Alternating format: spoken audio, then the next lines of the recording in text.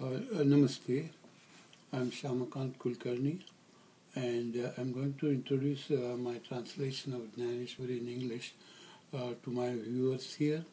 In the first chapter, Sant Dnyaneshwar begins his commentary on Gita with praying God Ganesh. God Ganesh, his praying, is not made up of stone, marble, metal or soil. It is made up of letter Om, representing Supreme Godhead. It represents Vedas and all other spiritual, scientific and literary writings. It runs, his worship of God Ganesh runs like this. Sri Ganeshaya Namaha. I worship Om, the Self who is the beginning, the subject of Veda's teachings, understood by self. This is eternal universal spirit. Hail, I salute thee. He is just thus saluting Om, God Ganesh, Om, O God, thou art Ganesh, the light of everyone's intelligence. Thus says servant of Nivrittinath. Please listen, each and everyone.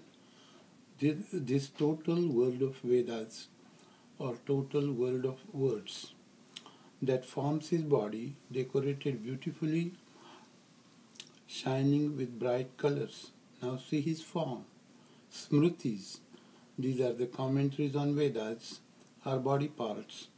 There resides the treasure of beauty, the wealth of meaning.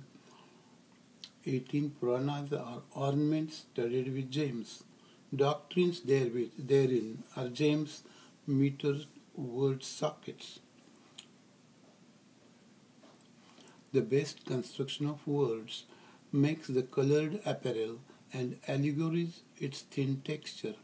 Considered with admiration, poetry and drama are bells in his anklets jingling meaningful sounds. Different theories stated and subtlety therein on close scrutiny will disclose a few gems as well. Teachings of Vyas and others shine as girdle ornaments glittering with clear chains. See, so-called 6 sciences are his 6 hands holding weapons of different opinions and acts of reasoning in one hand, a spear of moral doubts in the other hand, and Vedanta, the greatest core of knowledge, is seen as a sweet dish, referred as modaka, in the third hand. One holds a tooth naturally broken, representing opinions of Buddha proponents. One hand holds a tooth naturally broken, representing opinions of Buddha proponents.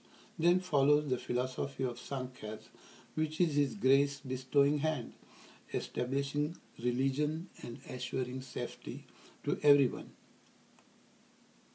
See, pure discriminator, his straight snout, capable of selection, is home of supreme bliss and great happiness. The dialogues are teeth. Neutrality therein is its white color. The knowledge is small eyes.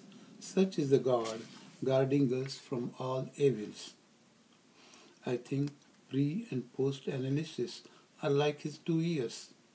Their perception, intoxicating nectar, is drunk by sages like a black bee. Powerful philosophies are corals on his body. Unity and duality are 2 temples of his forehead, balancing each other. 10 Upanishads, generous in distributing honey of knowledge, are proper fits in his crown.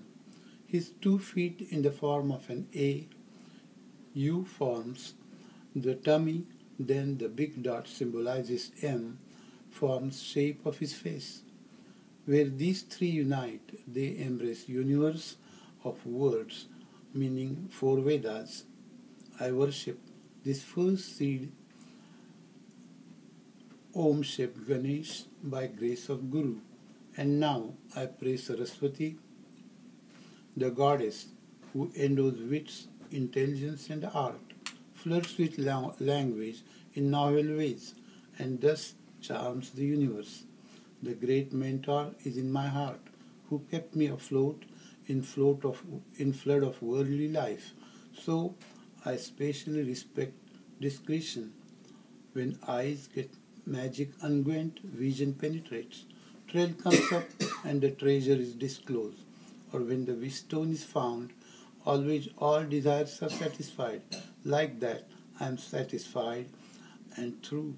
Thus says Jnandev. So, informed people should worship a guru and then get fulfilled like watered roots, delight, leaves, and branches. Whatever holy places exist in three worlds, a single bath in the ocean endows benefits to all, or by tasting nectar, one gets the savory of all the juices. In the same way, going ahead now, I pray Sri Guru, who satisfies whatever I desire. Sri Guru Dnyaneshwari considers his elder brother Nivrittinath as his Guru. I think we'll stop here. Thank you very much for joining me and listening to this introduction to Dnyaneshwari, which is treatise on Bhagavad Gita. We'll meet next in next clip.